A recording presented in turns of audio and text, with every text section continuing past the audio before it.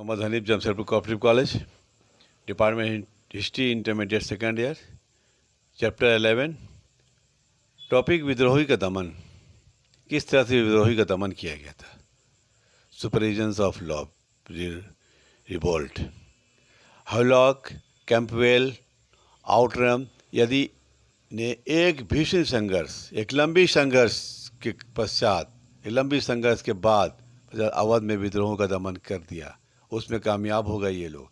और जो गोरखा रेजिमेंट ने इनकी मदद की। 31 मार्च 1858 ईस्वी को जो है लखनऊ पर अंग्रेजियों ने पुनः अधिकार जमा लिया।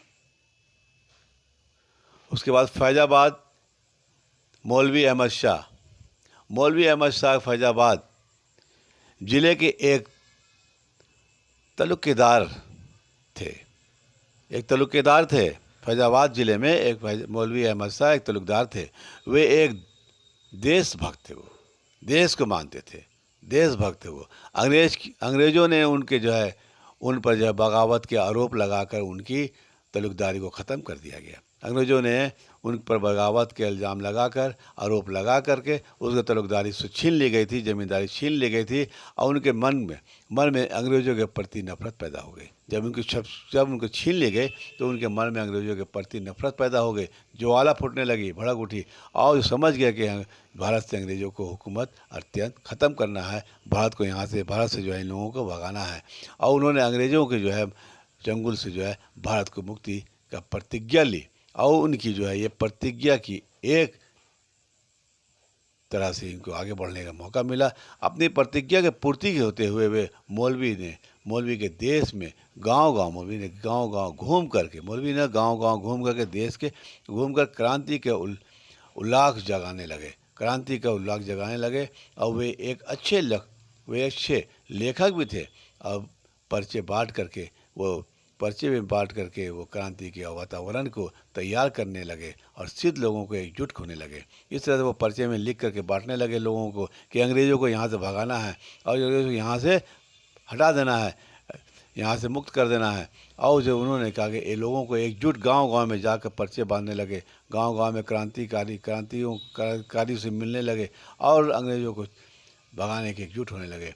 और उनकी ख्याति चारों ओर फैलने लगी। उनके जो है चारों ओर फैलने लगी। और इससे जो अंग्रेज़ की चिंता बढ़ने लगी कि मौलवी अहमद शाह जो है इस तरह के क्रांतिकारियों से मिल करके आगे की तरफ चल रहे। उनकी चिंता बढ़ने लगी। एक विशेष पुलिस दल गठित कर उन्हें गिरफ्तार कर लिया गया। अंग्रेज़ों ने एक विशेष दल पुलिस को इकट्ठा करके उसे गिरफ्तार कर लिया गया और फैजाबाद जेल में रखा गया। बाद में उनको फांसी दे दी गई। और उत्तर भारत के अंग्रेज़ों के में एक भयंकर सूत्रपात समाप्त हो गया। वह हाहाकार और उत्तर भारत में एक भयंकर सूत्रपात हो गया, हंगामा मच गया। जब उनको फांसी दे दी गई उत्तर भारत में एक हंगामा मच गया, सूत्रपात हो गया। भारत में एक भयंकर सूत्रपात समाप्त हो गया। भारत के एक अंग्रेज़ों के एक भयंकर शत्रु समाप्त हो गया। इसलिए अंग्रेज़ों ने सोचा कि भारत का जो है एक शत्रु समाप्त हो गया, एक जो है क्रांतिकारी समाप्त हो गया। यह कहकर अंग्रेज़ों ने चैन की सांस ली। और मौलवी साहब को फांसी देने के पश्चात विद्रोही की ज्वाला और तेजी से भड़क गई और बहुत सी मुश्किलें उसके पश्चात अंग्रेज़ों के विद्रोही का दमन किया। और जो है अंग्रेज़ों ने ये सोचा कि जो है मौलवी साहब को फांसी देने के बाद अब हम चैन की नींद सो जाएं, लेकिन ऐसा नहीं हुआ। इनके मानने वाले, इनके राह पर चलने वाले लोग जितने भी थे वो और विद्रोही बढ़ते चला गया। और जो है वहाँ पर विद्रोही का ज्वाला तेजी से भड़कने लगा। बहुत ही मुश्किलों के से जो है पश्चात अंग्रेज़ों को विद्रोही का दमन करना किया। इस तरह से हम इस चैप्टर को ख़त्म करेंगे। धन्यवाद।